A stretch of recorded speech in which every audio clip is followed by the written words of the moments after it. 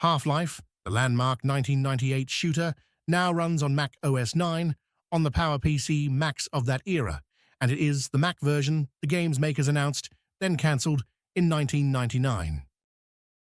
It is the complete game, playable start to finish, multiplayer included. You bring your own copy of Half-Life.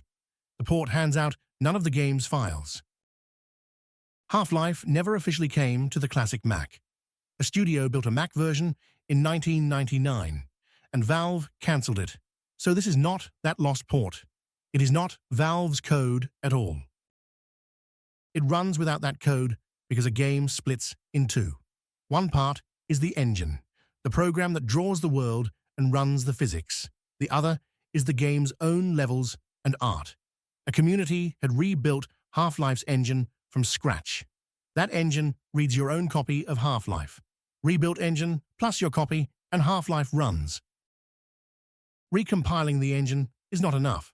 The PowerPC chip stores the bytes of a number in the opposite order from the PC's Half-Life was made on.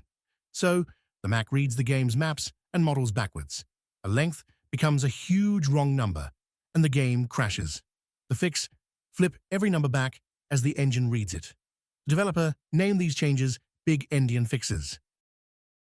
Normal tools cannot build for Mac OS 9, so the port uses a modern version of the tool that turns code into a program, taught to target these decades-old Macs.